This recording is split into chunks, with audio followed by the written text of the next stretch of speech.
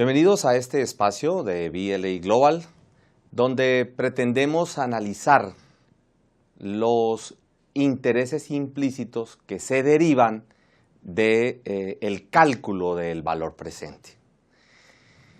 El valor presente es una medida muy utilizada en el ámbito financiero, muy poco utilizado en la parte contable, pero el estándar internacional ya nos dice que debemos usar la parte de medición a esta forma de cálculo de un valor. El valor presente es ese valor equivalente que le permite a uno establecer cuál sería el valor hoy de algo que hacia el futuro bien sea se va a recibir o bien sea que se vaya a pagar. De la diferencia entre el valor pactado y el valor presente surge una diferencia. Esa diferencia es lo que se conoce como intereses implícitos. Entonces, en esta ocasión queremos desarrollar esta temática que normalmente no lo hacemos y vamos a enfatizar en tres grandes grupos: instrumentos financieros, inventarios y propiedad, planta y equipo. Habría muchas otras formas de tocarlo, pero definitivamente queremos que quede claro en estos tres principales aspectos. Analicémoslos entonces, cómo vamos a calcular y qué efectos tiene el valor presente y los intereses implícitos.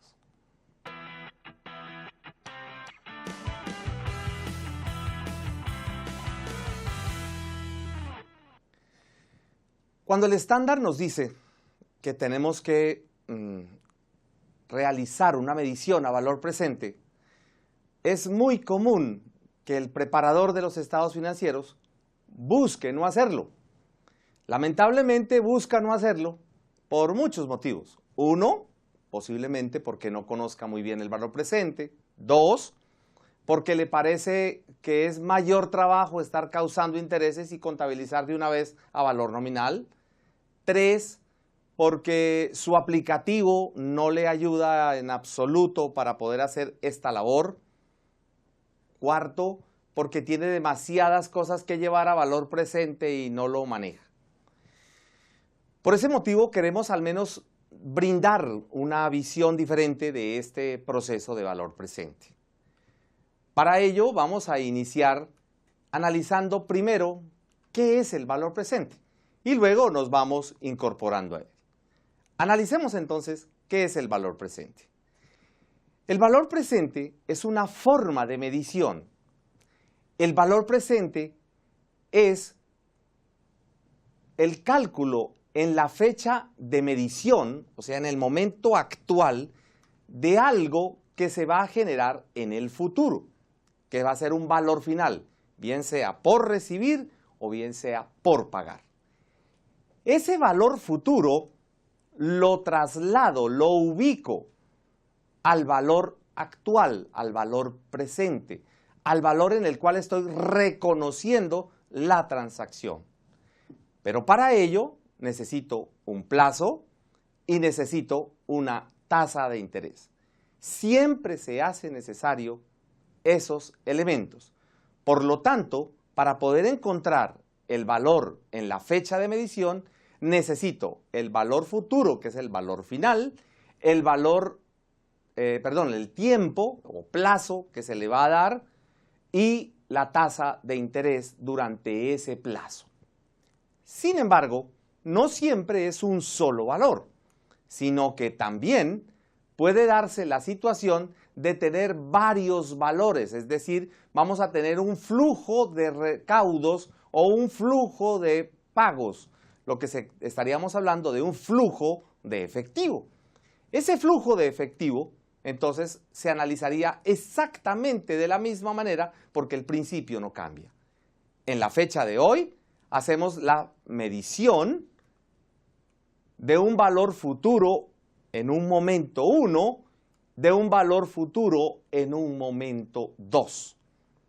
De tal manera que el valor futuro del momento 1 se lleva al momento de la medición y el valor futuro 2 se lleva al mismo momento.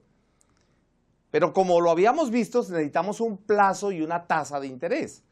Ese plazo de ese flujo tiene que ser constante y la tasa de interés tiene que ser periódica correspondiente a ese mismo flujo. Algunos conocen esto como anualidades, pero igual es coger un valor futuro individualmente y llevarlo a valor presente cada uno. También son valores equivalentes. La forma de hacerlo es lo de menos. Entonces, en ese orden de ideas, vamos a manejar el valor presente en diferentes situaciones.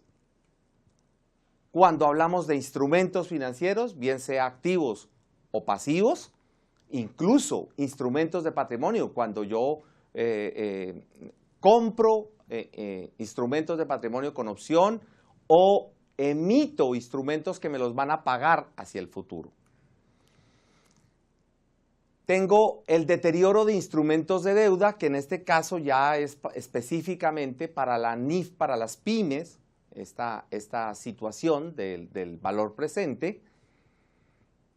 Los inventarios, cuando hago compras a un valor o un plazo posterior hacia el futuro, que se realiza en el momento inicial. Unas propiedades de inversión, que también en el momento inicial, cuando yo compro con un pago aplazado, o unas propiedades, planta y equipo, con una medición inicial con pago aplazado. Entonces, inventarios, propiedades de inversión, propiedades, planta y equipo, a pago aplazado, medición inicial. El arrendamiento financiero, también la medición inicial, también hay que calcular el valor presente, porque no siempre puede ser el valor pactado. Hay que comparar si el valor negociado es igual a ese valor presente o equivale. Fíjense que en varias ocasiones tenemos que utilizar el valor presente. El estándar recorre el valor presente por diferentes temáticas, diferentes NIF, si estamos hablando de plenas, diferentes secciones, si estamos hablando de pymes. Cuando estamos hablando de deterioro, el valor recuperable nos dice que utilicemos el valor en uso, por ejemplo. Y ese valor en uso es el valor presente de los pagos futuros. Bueno, de los flujos de efectivo futuros, que son el neto de ingresos y egresos. Las provisiones de desmantelamiento por retiro, por rehabilitación, como se van a hacer en el futuro, también nos pide que la llevemos, lo que vamos a pagar en el futuro, a valor presente. Los ingresos ordinarios, bien sea por venta de bienes o por venta de servicios, ¿no?, que normalmente lo llamamos financiación sin intereses. Cuando nosotros decimos, le vamos a dar 1 año, 2 años de plazo sin intereses. Beneficios a largo plazo en la parte de la nómina, cuando hago la medición inicial y las futuras mediciones posteriores para ir haciendo los ajustes. Cuando yo tengo bonificaciones, remuneraciones en el largo plazo. Las actividades especializadas, como las actividades extractivas y concesiones, que también piden que los flujos futuros se lleven a valor presente.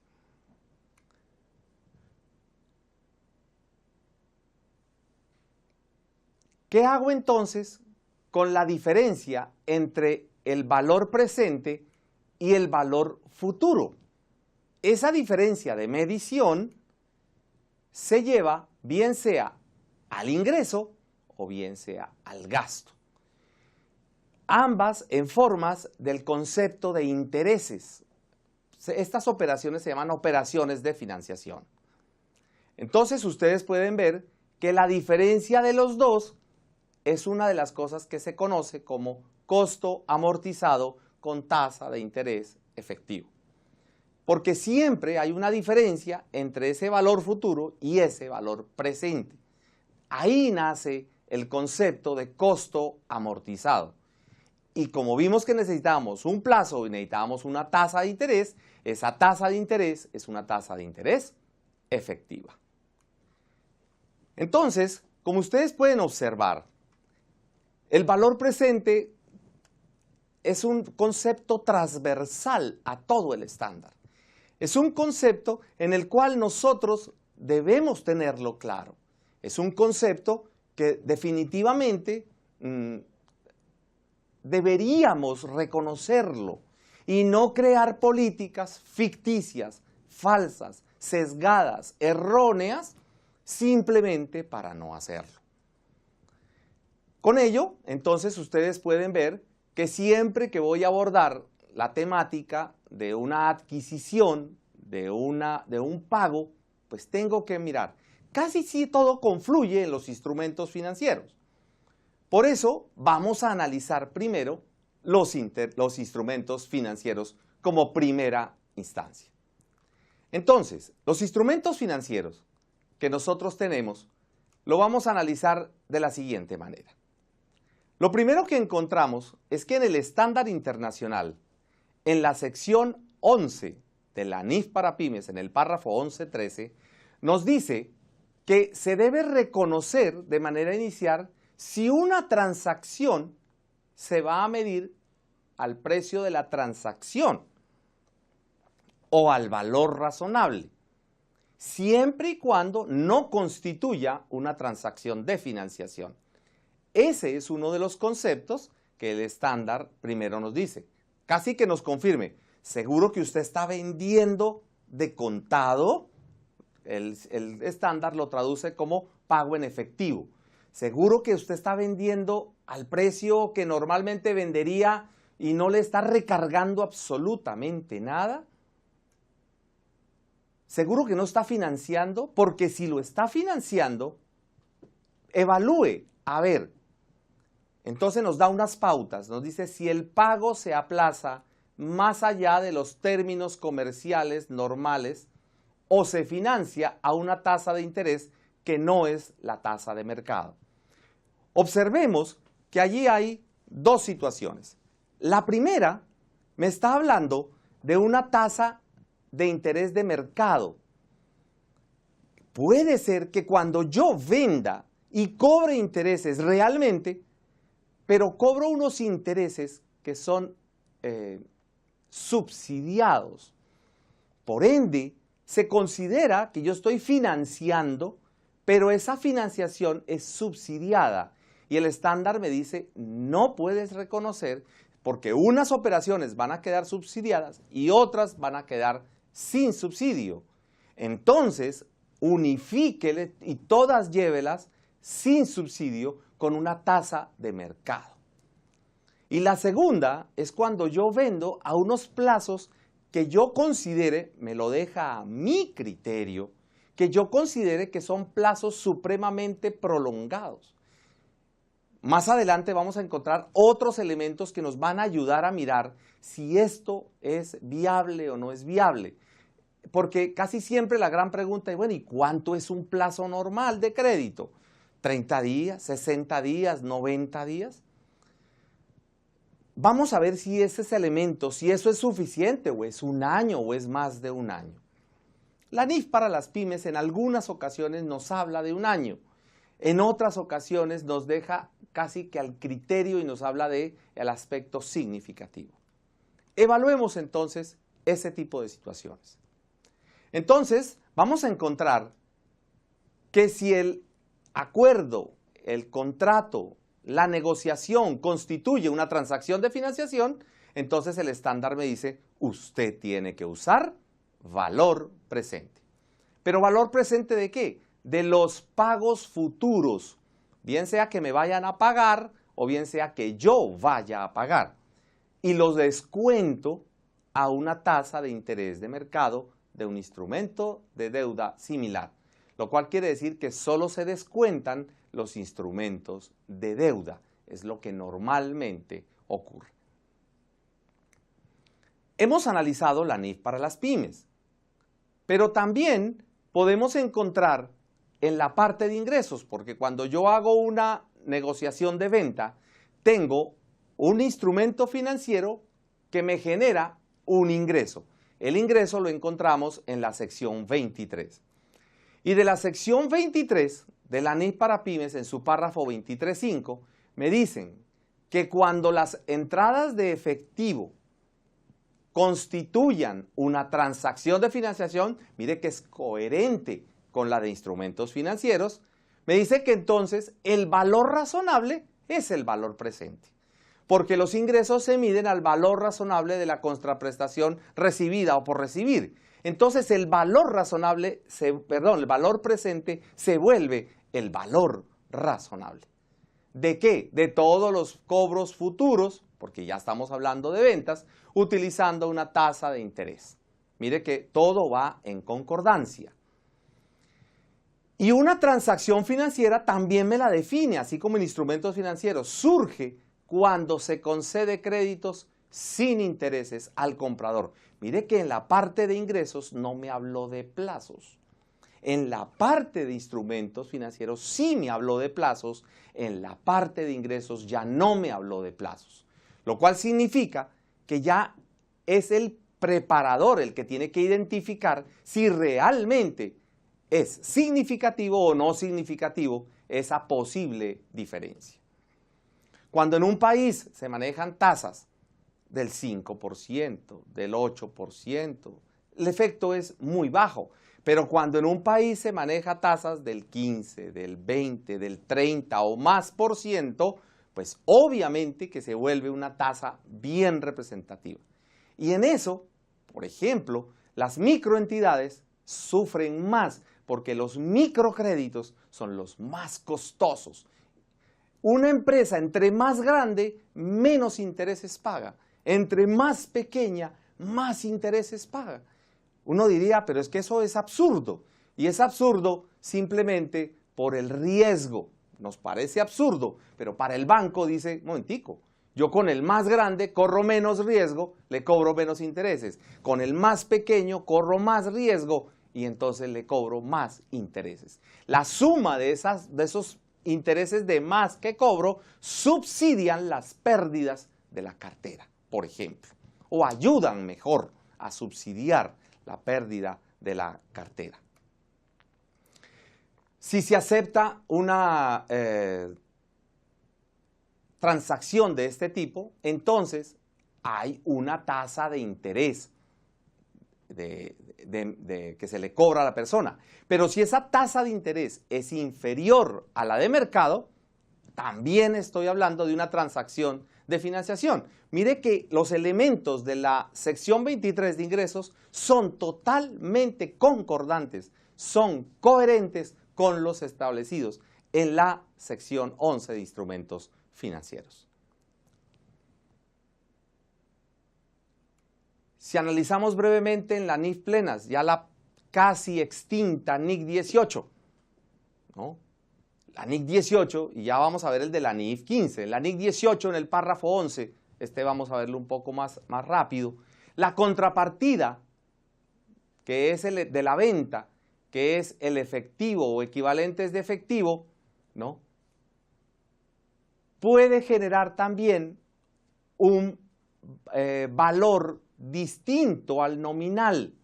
Y ese valor distinto al nominal se origina por un crédito sin intereses que es previamente acordado y se tiene que evaluar con una tasa de interés, lo cual cobre intereses o no cobre intereses, tengo que evaluar. Si no cobro intereses, tengo que tenerlo en cuenta. Y si cobro intereses, tengo que mirar si hay subsidio o no hay subsidio. ¿Cuándo hay subsidio? Cuando es inferior a la tasa de mercado. Luego, cargo, ¿no? La transacción financiera y esa la descuento de los pagos futuros, que es lo que hemos hablado. Entonces, si podemos ver, aquí también me dice que el valor razonable se vuelve ese valor presente.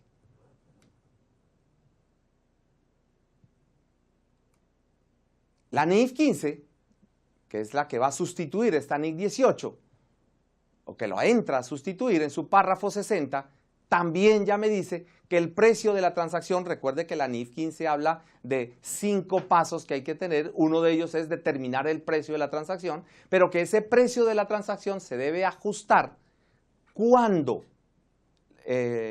los hechos son significativos. El valor del dinero en el tiempo es significativo. ¿No? Si eso es así, se debe calcular.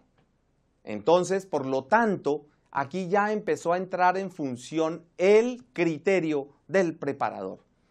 Pero ese significativo hay que manejarlo de manera natural. Cuando vamos a ver el estado de resultados, ahí vamos a empezar a analizar este tema. Entonces aquí el componente de financiación significativo, ¿cómo se mide? Se mide cuando se estipula de manera explícita o se estipula de manera implícita.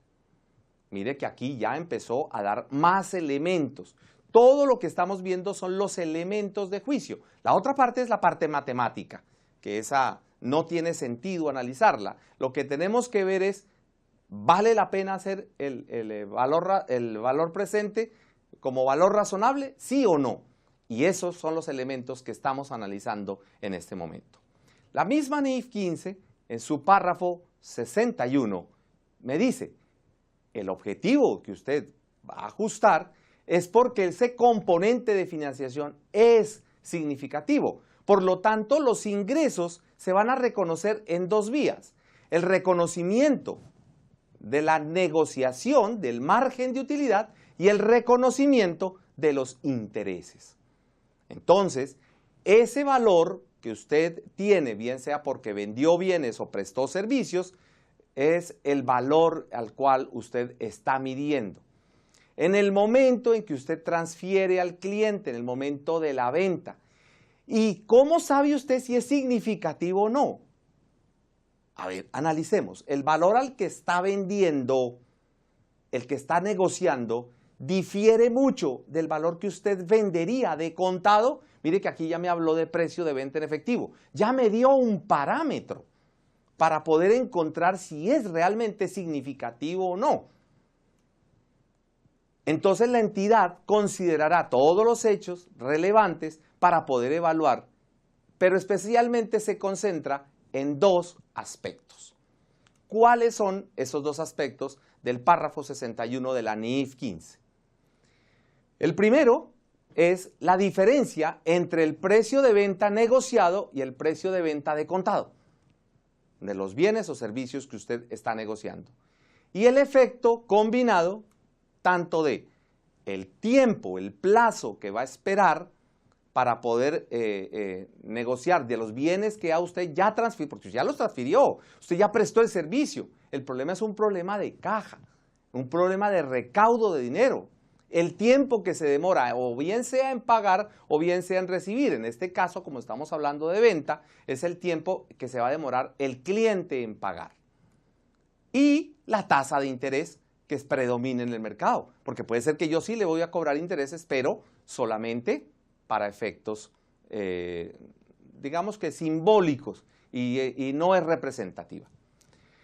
Por ende, volviendo a insistir en la sección 23.5, me dice, fíjese que me habló de la tasa de interés, pero no me dio mayores vigencias. Ahí ya podemos entrar a mirar la 62, la 63, pero son concordantes con la NIF para pymes, donde me dice que busque una tasa de interés de un instrumento similar, el que le daríamos al mismo cliente, o sea que esto no es una tasa genérica normalmente, es una tasa personal hacia el cliente, porque es un análisis directamente con el cliente, o una tasa de interés que me logra igualar el valor nominal, o sea el que estoy negociando, con el precio de venta en efectivo, o sea el precio de contado. ¿No? Esa diferencia entre ese valor presente son los intereses que se llevan como ingresos por intereses, los cuales lo podemos analizar ya en NIF para pymes en los párrafos 23.28 y 23.29, incluso con la misma sección 11.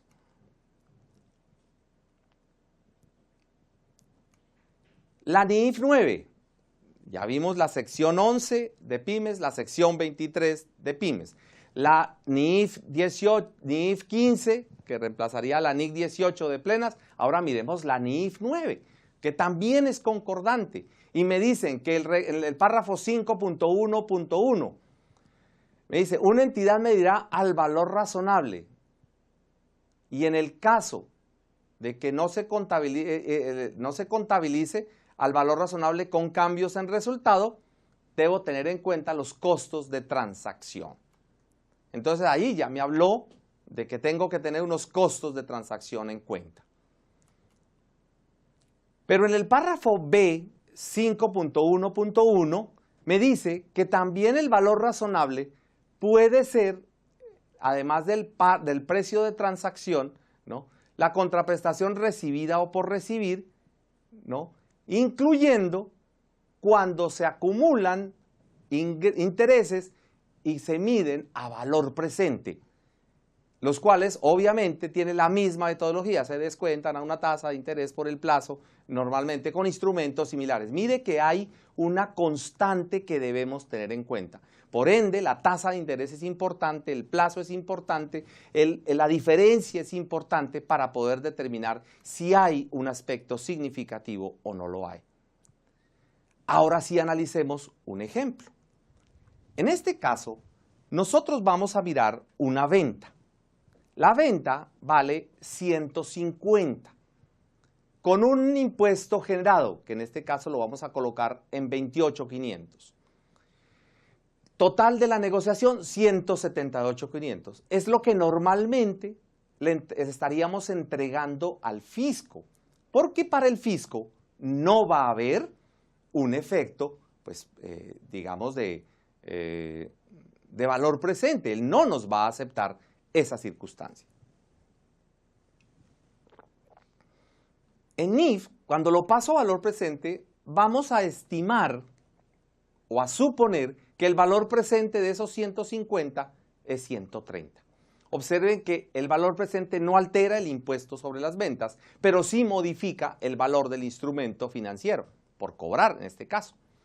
Hacia el futuro, la diferencia, que en este caso son 20, 150 menos 130, será generada por unos intereses. Entonces ahí pueden darse cuenta ustedes de la importancia de este tema. Grafiquémoslo en el estado de resultados. Como ustedes pueden observar, entonces en este caso tenemos que los ingresos fiscales serían 150, los ingresos para NIF serían 130. Si asumimos que el costo de venta es el mismo, ya la rentabilidad bruta difiere. Para efectos fiscales nos hemos ganado 50, para efectos de NIF nos hemos ganado 30. Pero la financiación va separada. Observen ustedes que el margen de utilidad fiscal es el 33, pero el financiero es 23. Difiere. En este caso se vuelve representativo esta financiación. Y eso es lo que debemos encontrar, eso es lo que significa. ¿Tiene un impacto en el análisis? Claro, no es lo mismo analizar una rentabilidad del 33 y otra rentabilidad del 23. La utilidad operacional podría ser el mismo y el impuesto podría ser el mismo. Pero resulta que eso es si todo queda en el mismo periodo.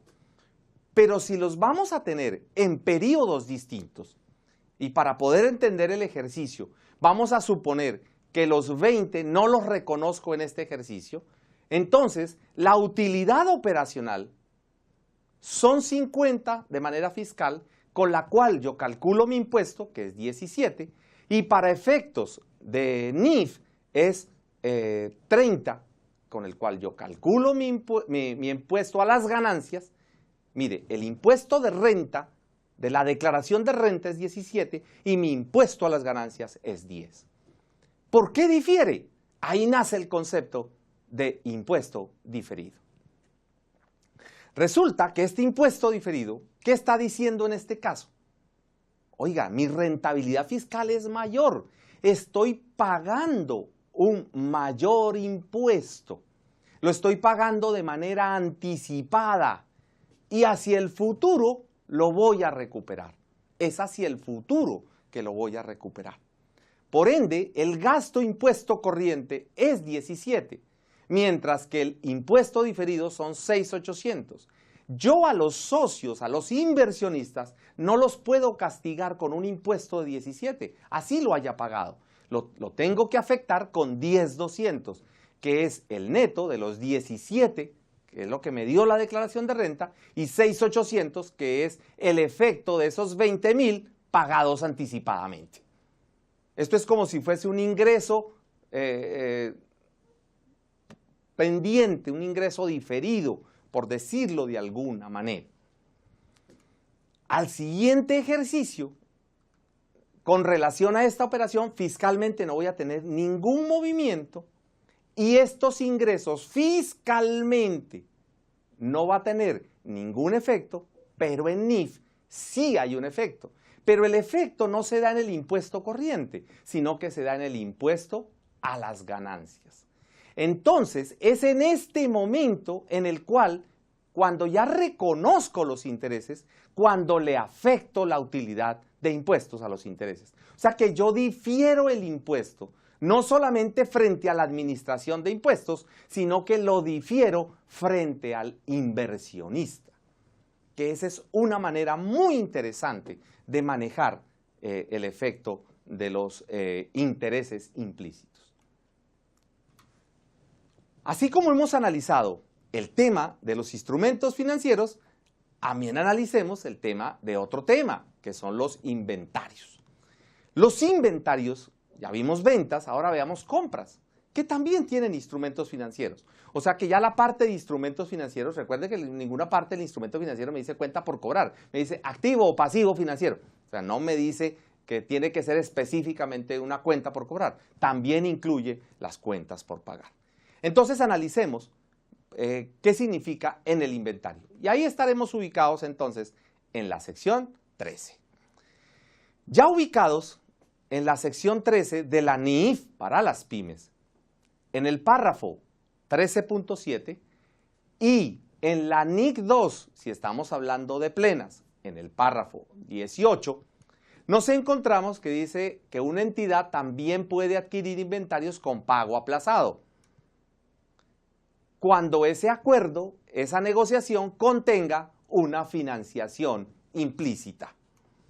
Y esa financiación nos dice que puede ser la diferencia entre el precio de adquisición y las condiciones normales de crédito y el importe pagado de contado. Mire que me hace otra vez una correlación exacta con lo que hemos visto en instrumentos financieros, con lo que vimos en ingresos. Mire, todo el estándar es coherente en su metodología. Entonces, en este caso, esa diferencia se maneja como unos intereses. Claro, como estoy comprando, ya no es interés, ya no es gasto, sino que son ingresos por intereses. Y esto se reconoce, o normalmente es lo que le hemos denominado intereses implícitos. ¿Y por qué implícitos? Porque no están de manera específica, puntual, establecida en el contrato. Es como si fueran unos intereses ocultos. En la sección 25 de la misma NIF para pymes, en el párrafo 25.2, es donde me dice que esos costos por préstamo se llevan siempre a los resultados. Por el contrario, la NIC 23 me dice que los costos por préstamos, siempre y cuando esté hablando de activos aptos, sí se pueden llevar como mayor valor del costo. De resto, también se llevarán a los resultados como un gasto.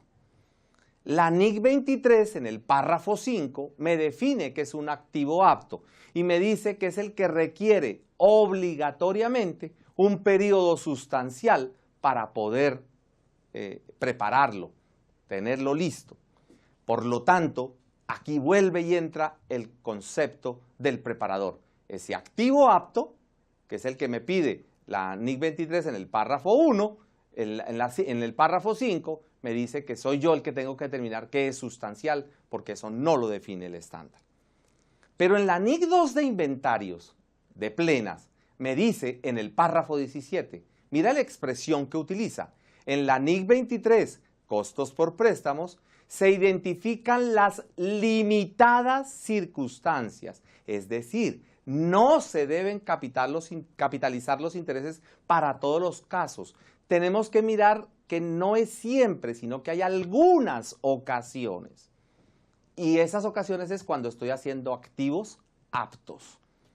Nosotros consideramos, por ejemplo, que una constructora que se demora en elaborar unos inventarios más de un año o un tiempo prolongado, 8 meses, 10 meses, un año, 14 meses, estamos hablando de unos activos aptos.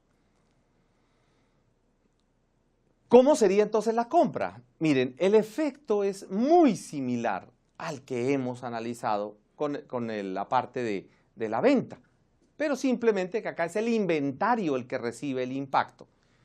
La compra es de 100, le agregamos un IVA que vamos a calcularlo en 19 y el instrumento financiero vale 119, que es como normalmente yo la he hecho de manera fiscal.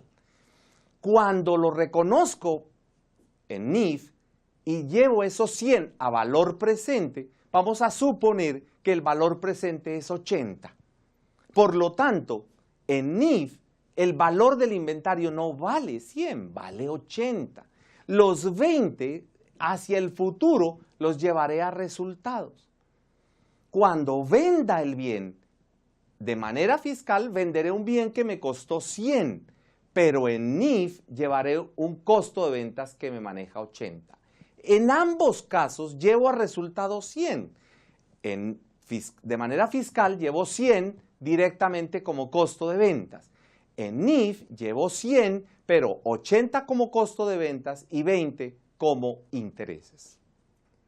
Eso, si yo lo llevo a un estado de resultados y es en el mismo periodo, me ocurriría el siguiente escenario. Observen que es al contrario, ahora cambia el efecto.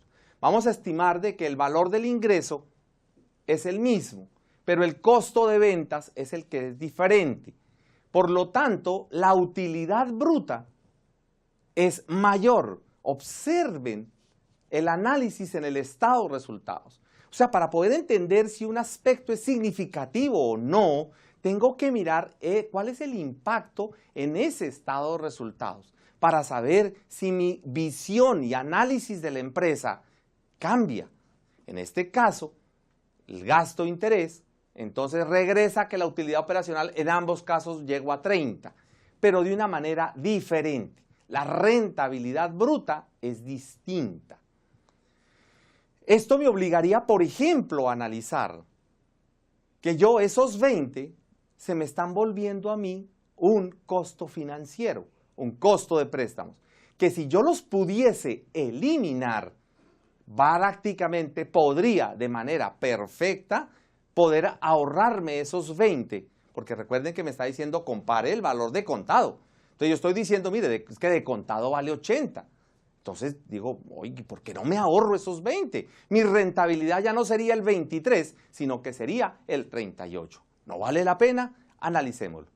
El efecto en el impuesto de renta pues sería exactamente el mismo porque no tendría. Pero también haciendo una analogía con lo que hicimos en la parte de ventas, hagámoslo en distintos periodos. Entonces tenemos una rentabilidad en el momento inicial de 38, o sea 50,000, y una rentabilidad fiscal de 30, porque claro, como a mí el fisco no me acepta valores presentes, porque yo veo la factura y la factura dice 100, ese valor presente es algo directamente manejado por la entidad. Entonces, la utilidad operacional es 50, la utilidad fiscal es 30 y pago impuestos por 30, o sea, en este caso 10,200. Sin embargo, observen que yo en la parte de ingresos les dije que yo no podía castigar al socio porque le tocó pagar un mayor impuesto. En este caso va a pagar menos impuestos. Y al pagar menos impuestos, el estándar dice, si su rentabilidad financiera no es 30, sino que es 50, entonces el impuesto a las ganancias tiene que ir concordante a esa utilidad operacional financiera. Por eso, entonces, esos 17 que yo le descuento, lo voy a manejar de la siguiente manera. Allí cometí un error, perdón, no es 50 más 17, sino 50 menos 17. Qué pena con ustedes. Entonces, allí tenemos el gasto impuesto corriente, que es de 10,200, más el gasto por impuesto diferido que lo pagaré en el siguiente año, ¿no? Que sería en este caso 6,800. Entonces se me vuelve un instrumento financiero menor, que es de 99 por pagar, contra un instrumento financiero fiscal que es 119, que es mayor. Esa diferencia de 20 es la que me origina ese impuesto diferido, que me origina un impuesto diferido pasivo. Y pasivo es porque lo voy a tener que afectar en el siguiente ejercicio. ¿Cuándo?